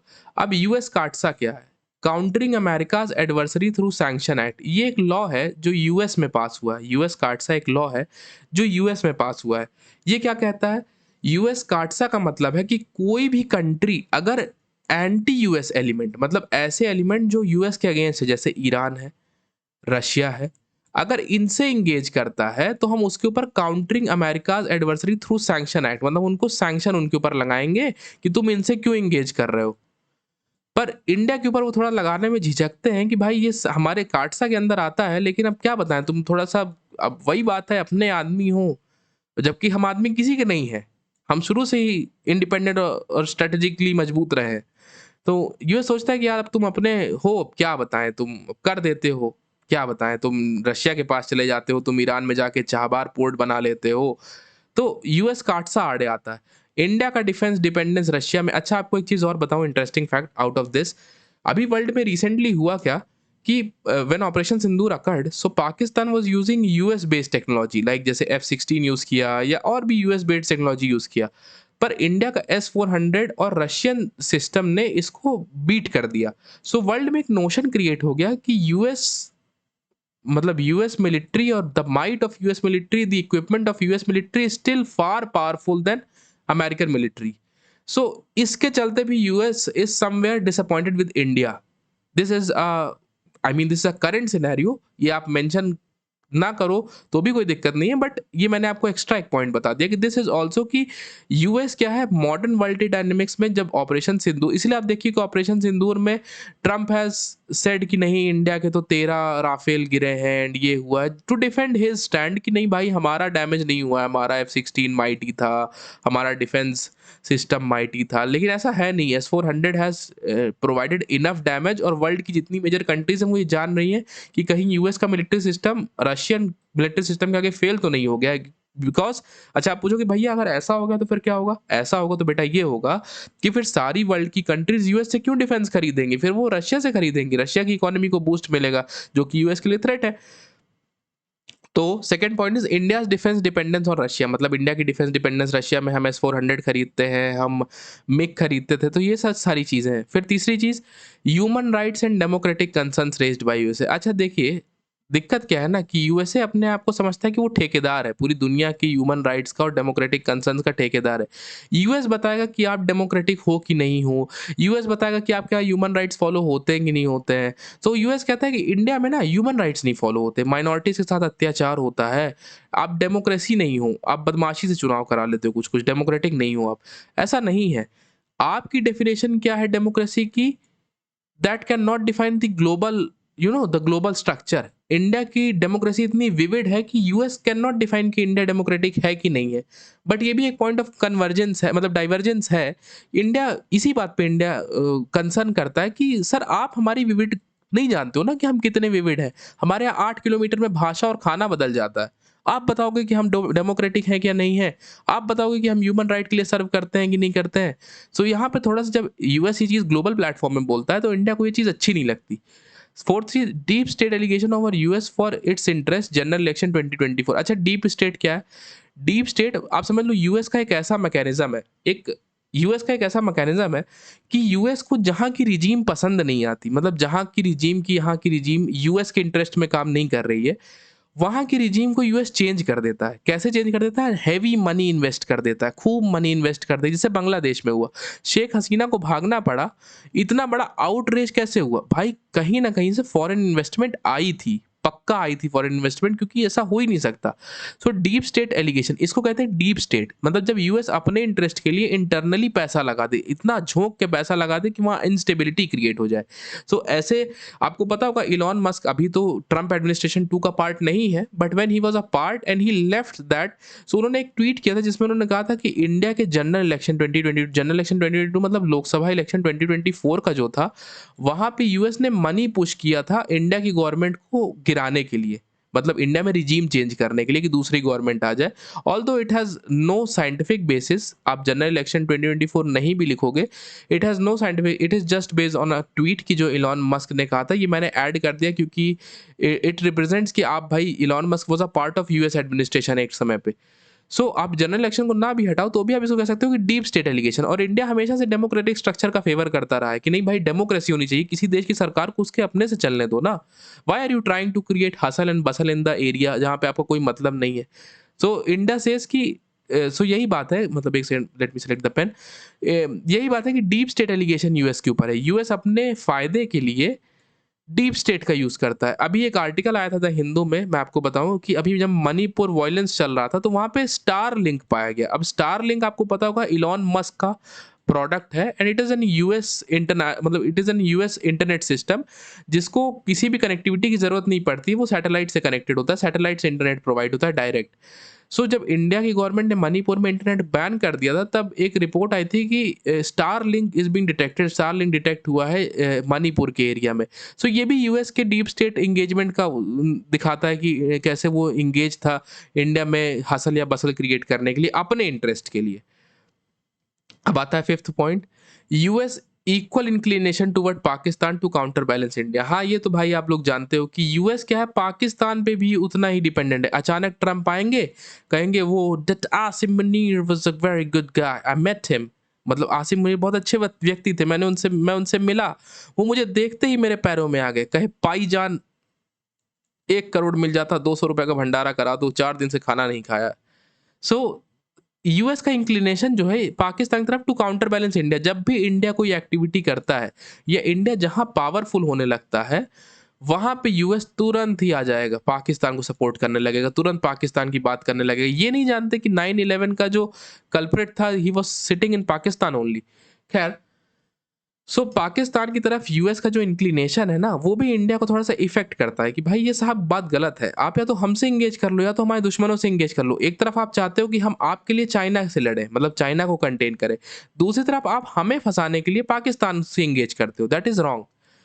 फिर छठवां पॉइंट आता है resistance bye US in sharing technology, मतलब यूएस रेजिस्ट करता है कि हमें इंडिया में अपनी टेक्नोलॉजी नहीं शेयर करनी है। That is also a very bad thing, क्योंकि ब्रह्मोस मिसाइल का जब हमने कोलैबोरेटेड कंस्ट्रक्शन इनिशियली किया था, तब ब्रह्मोस में इंडिया रशिया का कॉपरेशन था और उसमें हमने टेक्नोलॉजीज, कुछ इंपॉर्टेंट टेक्नोलॉजी शेयर की थी आपस में, लेकिन यूएस कहता है कि हमसे F-16 ले लो। हम कहे ठीक भाई साहब हम ले लेंगे। वो कहते हैं हमसे ले लो, खराब होगा तो हम ही बना देंगे। वो कहता है नहीं साहब, इंडिया कहता है नहीं भैया, हम एक काम करो ऐसी टेक्नोलॉजी दे दो, तो जब भी खराब होगा तो हम अपने अंदर घर में बनाएँ। कह रहे नहीं, नहीं, नहीं, नहीं साहब, हम ही बनाएँगे आके। अब इसमें होता क्या है, जैसे आप सोचो, जैसे फॉर एग्ज़ाम्पल आपको अपना laptop serve for example if you use laptop, आपको अपना लैपटॉप क्लीन करना आ गया, इंटरनल क्लीनिंग खोल के, तो आप मार्केट में क्यों जाओगे? तो इससे आपका पैसा बचेगा ना। ऐसे ही अगर इंडिया के पास टेक्नोलॉजी आ गई तो इंडिया खुद रिपेयर कर लेगा, इंडिया खुद उसमें एवोल्यूशन ले आ लेगा। तो जहाँ इंडिया का खर्च होने वाला, जैसे अभी आप लैपटॉप खुद से सर्विस कर लो तो आप ₹30 मुश्किल से लगेगा आपको सर्विस करने में, एक कपड़ा, थोड़ा-सा क्लीनिंग लिक्विड और ब्रश। पर आप मार्केट में जाओगे तो ही लास्ट की ₹200 लगेगा भैया, 200 ल ₹150 लेगा। वही बात है, ₹150 लेगा। तो ₹150 लेगा। अब यही यूएस चाहता है, यहाँ पे यूएस अपना मॉनेटरी बेनिफिट देखने लगता है कि नहीं भाई, हम तो F-16 खुद ही आके बनाएँगे तुम्हारे घर में। अब खुद आके बनाएँगे तो हम $2 मिलियन लेंगे। अब ये कौन करे घाटे का सौदा? फिर 7th point, trade issue, tariff and WTO. अब ट्रेड इश्यू तो आप जान ही रहे हो। पता नहीं इस समय ट्रम्प एडमिनिस्ट्रेशन 2 के दिमाग में क्या चल रहा है, प्रोटेक्शनिस्ट हो गए हैं। यही लोग थे जो ग्लोबलाइज़ेशन के लिए हल्ला कर रहे थे जब ग्लोबलाइज़ेशन नहीं आया था, and now they are saying कि नहीं ऐसा है, प्रोटेक्शनिस्ट हो जाओ। ट्रेड इश्यू आपको पता है, टैरिफ लगा दिया दुनिया भर का कि हम इंडिया पे रेसिप्रोकल टैरिफ लगा देंगे, ये लगा देंगे, ऐसा कर देंगे, वैसा कर देंगे। तो ये टैरिफ वाला इश्यू, ट्रेड वाला इश्यू आपको पता है, जिससे इंडो यूएस रिलेशन खराब हुआ। फिर आपको पता होगा इंडिया गया यूरोपियन यूनियन के पास, वहाँ पे हमने फ्री ट्रेड एग्रीमेंट किया। फिर हमने ब्रिटेन से फ्री ट्रेड एग्रीमेंट किया ताकि अपने मतलब अपने ट्रेड को बैलेंस किया जा सके। इंडिया ब्रिटेन का आपने देखा होगा फ्री ट्रेड एग्रीमेंट हुआ। इस समय ब्रिटेन के प्राइम मिनिस्टर कीर स्टारमर हैं। फिर अभी हमारे रिपब्लिक डे परेड में ईयू के भी कुछ चीफ आए थे, आपने देखा होगा। खैर आगे बढ़ते हैं। 8th point is immigration and visa policies, H-1B visa, India's engagement in anti US alliance such as BRICS. So 8th point क्या है, इमिग्रेशन एंड वीजा पॉलिसीज। आपने सुना होगा रिसेंट में यूएस H-1B वीजा, मैं बता देता हूँ क्या है। ये वो वीजा है जो इंडियंस को मिलता है यूएस जाने के लिए। आप देखोगे रिसेंट में यूएस रेजिस्ट कर रहा है H-1B वीजा देने के लिए, क्योंकि प्रोटेक्शनिस्ट हो गए हैं ना। प्रोटेक्शनिस्ट का मतलब होता है ऐसी अप्रोच कि भाई हम अपना अंदर का खुद ही देख लें। जैसे ट्रम्प कहते हैं ना, make America great again. So make America great again का मतलब ये है, बागा, इसका मतलब ये है कि हम अमेरिका को खुद ही ग्रेट बना लेंगे। इट मीन्स कि यूएस की नौकरी यूएस के लोगों को मिलनी चाहिए, यूएस में सबसे ज़्यादा अपॉर्चुनिटीज़ यूएस के पीपल को मिलनी चाहिए, यूएस में इतने फॉरेनर्स क्यों हैं, यूएस में इतने इंडियंस क्यों हैं, इसको कम करना चाहिए, हमें अमेरिका को वापस ग्रेट बनाना है, जैसे America 18th century 17th century में ग्रेट इंडस्ट्रियल पावर था। सो इसी के चलते आपने देखा होगा कि वीज़ा पॉलिसीज़ उनकी बहुत क्रिटिकल होती जा रही हैं स्टूडेंट्स के लिए, वर्किंग प्रोफेशनल्स के लिए। H-1B वीज़ा इश्यू नहीं करते हैं। उसके बाद इमिग्रेशन, मतलब आपने देखा होगा कि कितने सारे इमिग्रेंट जो इल्लीगली गए थे या पता नहीं लीगली गए थे, उस पे भी कोई श्योर प्रूफ नहीं, उनको हैंडकफ्स मतलब हथकड़ियाँ पहना के यूएस ने इंडिया भेजा था, आपने देखा होगा। इमिग्रेशन, तो आप इस तरह किसी के डायस्पोरा को, जैसे हमने देखा था कि पीछे की डायस्पोरा एक बहुत इंपॉर्टेंट पार्ट है, किसी की डायस्पोरा को आप इस तरह डिसरिस्पेक्ट करोगे तो वो कंट्री कैसे आपसे हैपीली एंगेज कर सकती है। फिर एक पॉइंट है India's engagement in anti US alliance such as BRICS. अब जैसे ब्रिक्स है, अब ब्रिक्स क्या है, ब्राजील, रशिया, इंडिया, चाइना, इनका कॉपरेशन है एक ठो।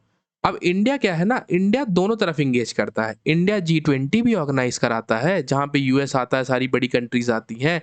इंडिया ब्रिक्स भी ऑर्गेनाइज करना, ब्रिक्स में भी पार्ट लेता है। ब्रिक्स क्या है, एक ऐसा ऑर्गेनाइजेशन है जो डी डॉलराइजेशन को प्रमोट करता है। पूछोगे भैया डी डॉलराइजेशन का मतलब क्या होता है?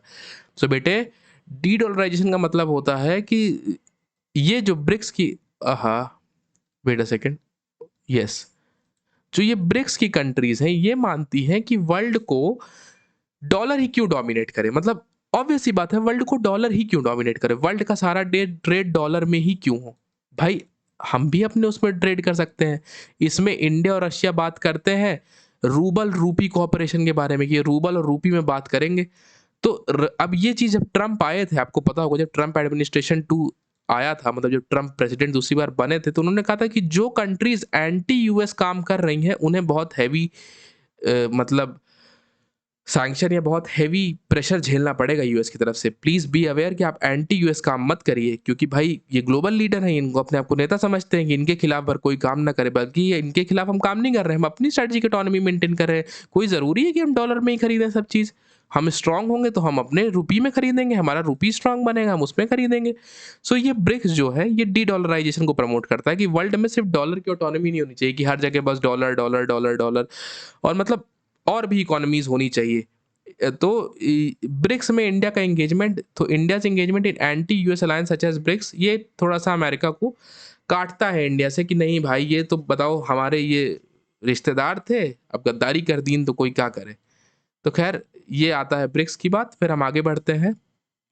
चलिए अब आता है areas of cooperation between India and USA, कि इंडिया और यूएसए में कौन कौन से एरियाज ऑफ कोऑपरेशन। सबसे पहले आता है डिफेंस एंड मिलिट्री कोऑपरेशन, मतलब डिफेंस और मिलिट्री के क्षेत्र में क्या क्या कोऑपरेशन है। तो सबसे पहले जॉइंट एक्सरसाइज सच एज युद्धाभ्यास, ये यहाँ पे गलत लिखा है, यहाँ पे युद्धाभ्यास होगा, एंड मलाबार एक्सरसाइज। तो जॉइंट एक्सरसाइज क्या है?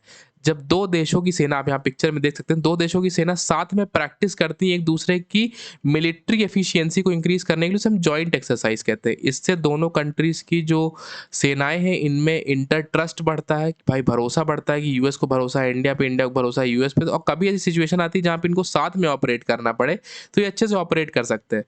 तो पहला युद्धाभ्यास होगा, या युद्ध भारत है, आप इसको हटा दीजिए, यहाँ युद्धाभ्यास होगा। अभ्यास यहाँ लिख लेंगे ABHYAS, अभ्यास।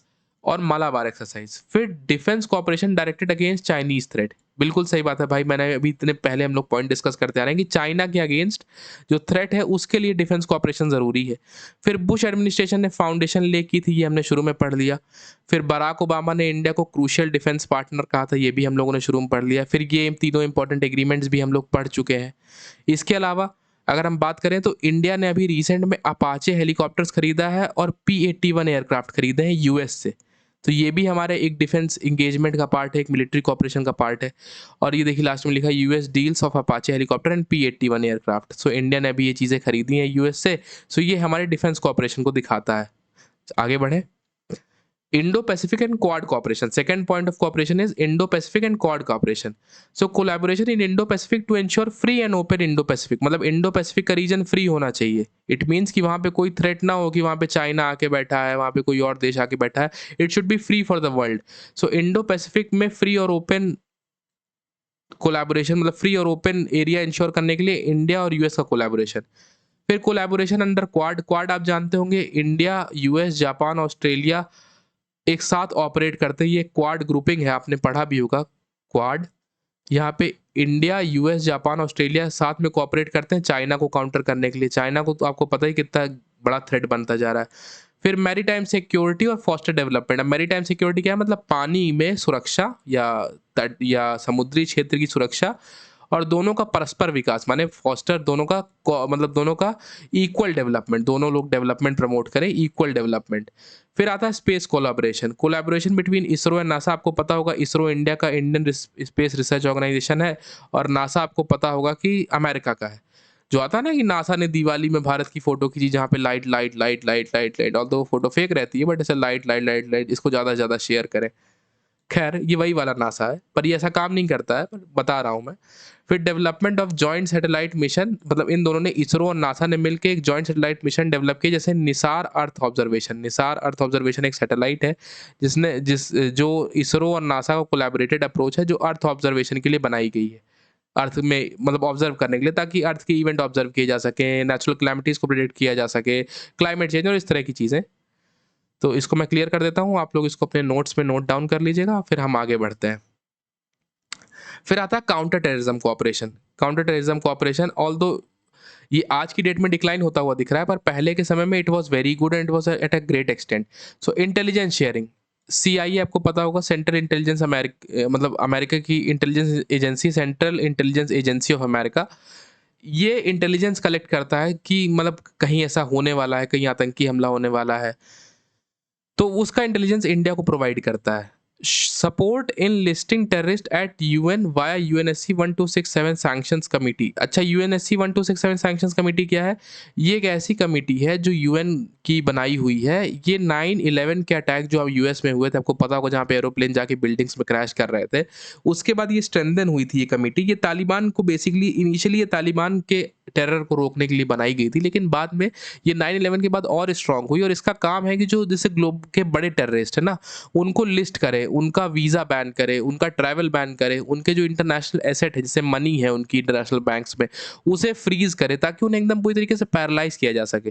तो यूएनएससी 1267 सैंक्शंस कमेटी में इंडिया हेल्प करता है ये बताने में कि भाई ये भी टेररिस्ट है। जैसे पाकिस्तान में जब इंडिया ऑपरेशन करता है, तो इंडिया बताता है कि पाकिस्तान में these people are those who are not identified as terrorist, इनको टेररिस्ट आइडेंटिफाई करो, इनका टेरर एक्ट में रोल था।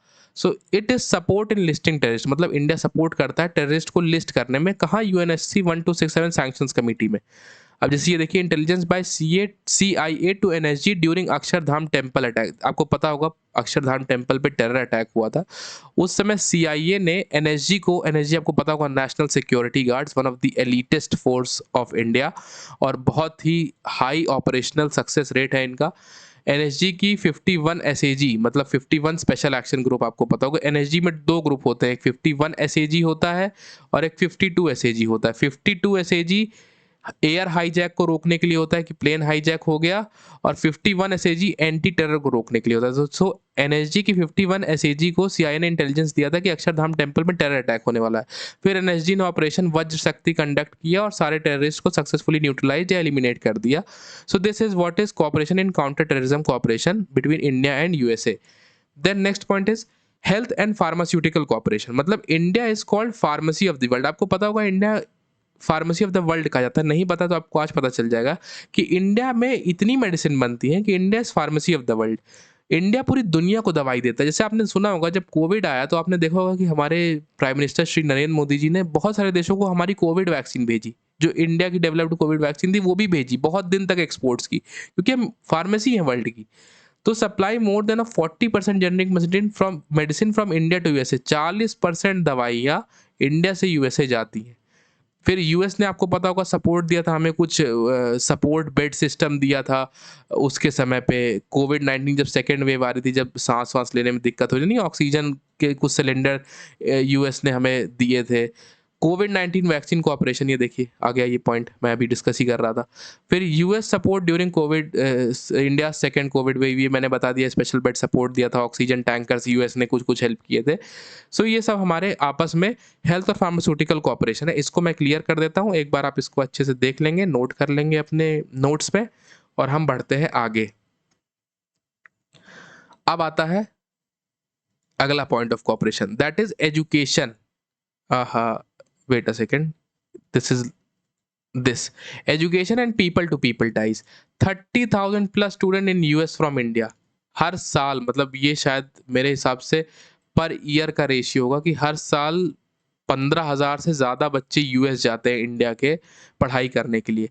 Large Indian diaspora in USA, आपको मैंने बताया कि बहुत सारे इंडियन लोग यूएस में रहते हैं जो कि यूएस के इंटरेस्ट को सर्व करते हैं, चाहे वो वहाँ नौकरी करके रहें, चाहे वो वहाँ किसी भी तरीके से रहें। Strengthen soft power ties. अब आप पूछोगे भैया सॉफ्ट पावर क्या होता है? सॉफ्ट पावर मतलब ऐसी पावर जो आप, मतलब डायरेक्ट ना हो। फॉर एग्जाम्पल, इंडिया ने दुनिया को बताया कि हेल्थ का मंत्रा, मतलब हेल्थ योगा से भी अटेन की जा सकती है। तो योगा, और योगा किसका रियल, मतलब योगा का कोर सेंटर क्या है? इंडिया है।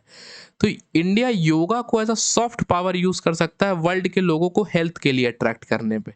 ऐसे ही इंडिया बुद्धिज्म, क्योंकि Buddhism, Buddha got enlightenment in India itself, got nirvana here. So Buddha जो है, गौतम बुद्ध, बुद्धिज्म को इंडिया प्रमोट करता है ईस्टर्न नेशन से कोऑपरेशन इंक्रीज करने में।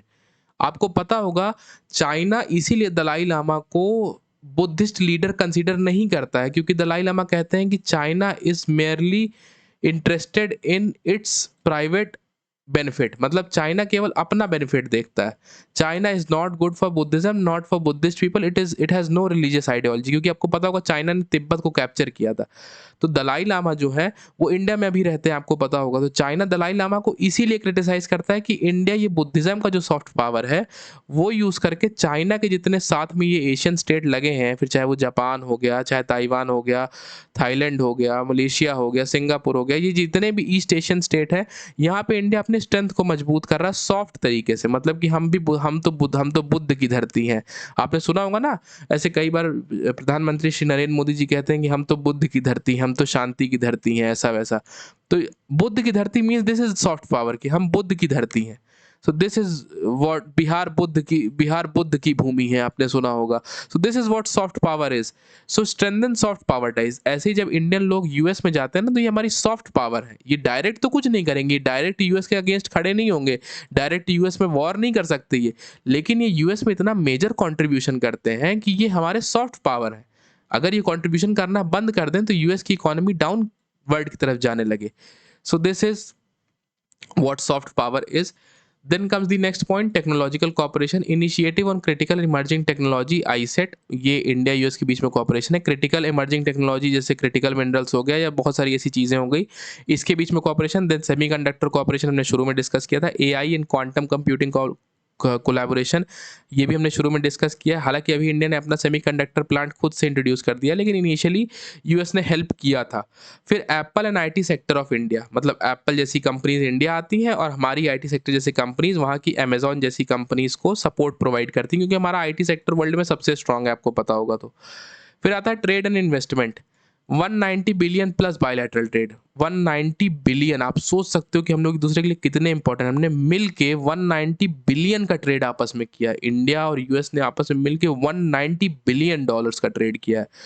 And US has biggest trading, US as biggest, यहाँ पे हैज हो गया है, एज होगा, US as biggest trading partner. US हमारा एक बहुत ही इंपॉर्टेंट और बहुत ही क्रूशियल, बहुत ही मेजर ट्रेडिंग पार्टनर है। क्योंकि आपने देख लिया कि हमने कितनी सारी चीज़ें, हमने हेल्थ में देख लिया कोऑपरेशन, हमने डिफेंस में देख लिया, तो हमारा बहुत बड़ा ट्रेडिंग पार्टनर है यूएस।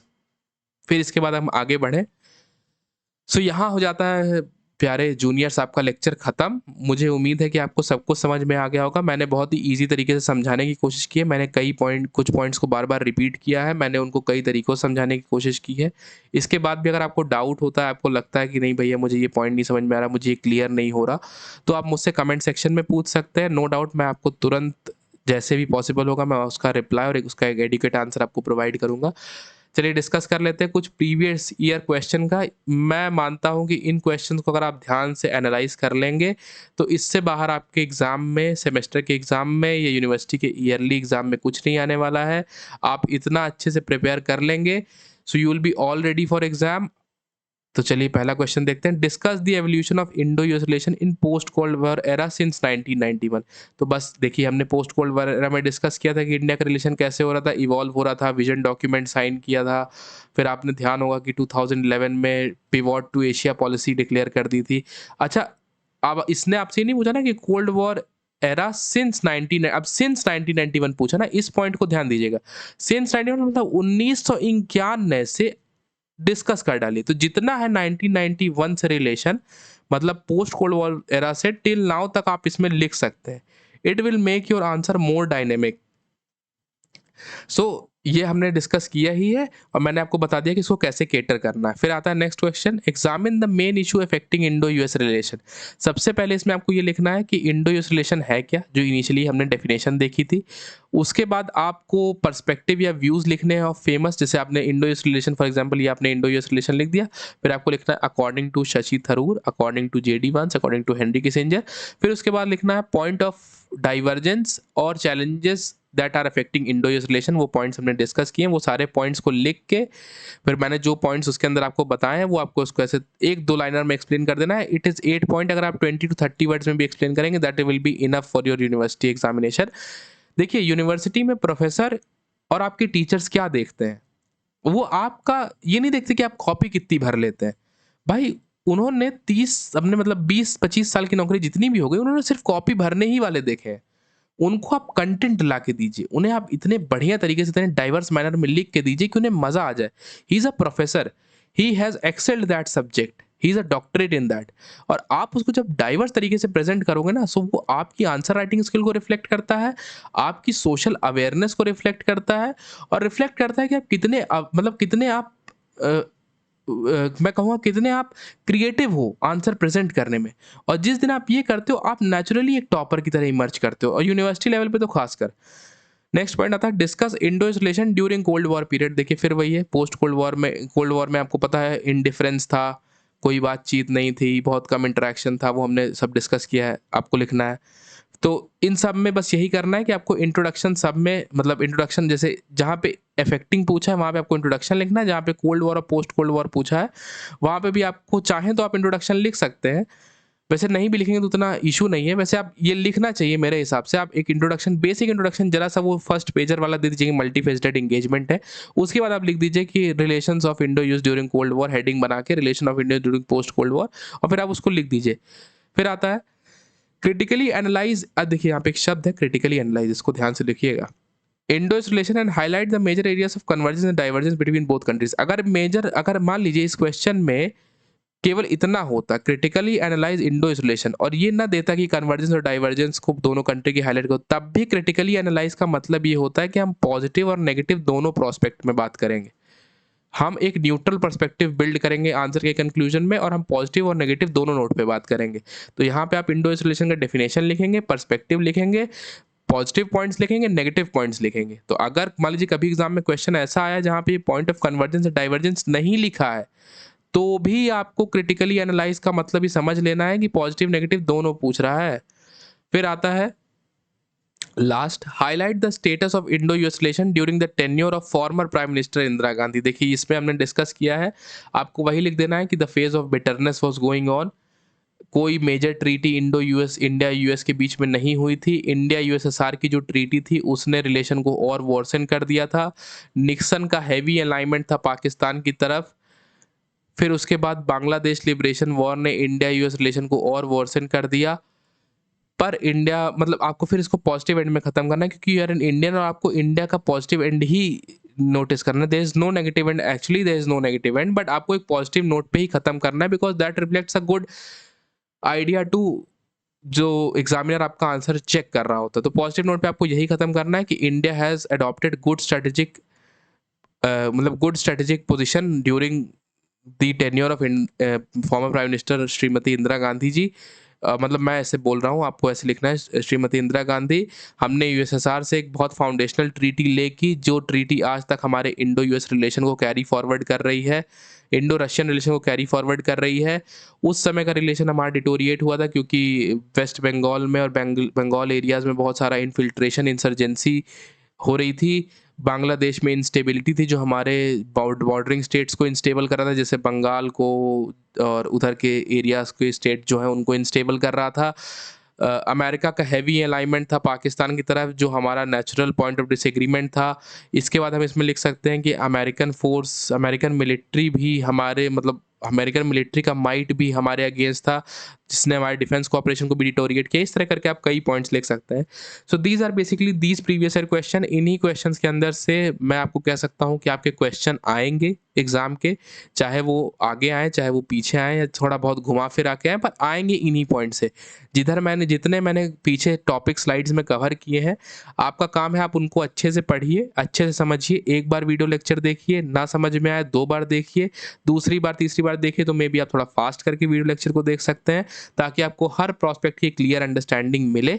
और thank you for watching this Indo US relation, and यहीं पे मैं इस लेक्चर को ख़त्म करता हूँ।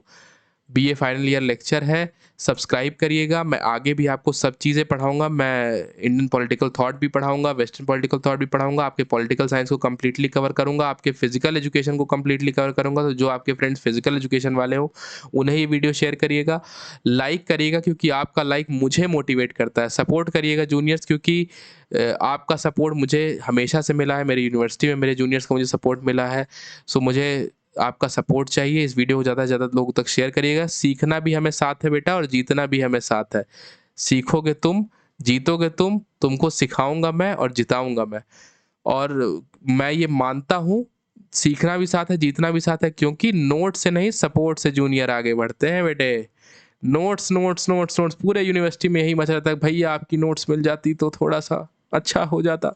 नहीं बेटा, तुम नोट्स क्या करोगे? लो मेरा सपोर्ट लो ना, मैं यहाँ से तुमको पढ़ाऊँगा। इतना स्ट्रॉन्ग कर दूँगा तुम्हारा बीए कि तुम अपना फ्रीडम ऑफ माइंड से प्रिपेयर करो। तुम्हें बीए के एग्ज़ाम के पहले टेंशन लेने की ज़रूरत नहीं, कहाँ जाना है, कहाँ आना है। भैया के क्लासरूम में आना है, सारी समस्या का हल पाना है और एग्ज़ाम में कमाल दिखाना है। तो thanks for being the part of this learning journey. मिलेंगे हम किसी नेक्स्ट वीडियो के साथ। तब तक के लिए take care, stay happy, bye bye.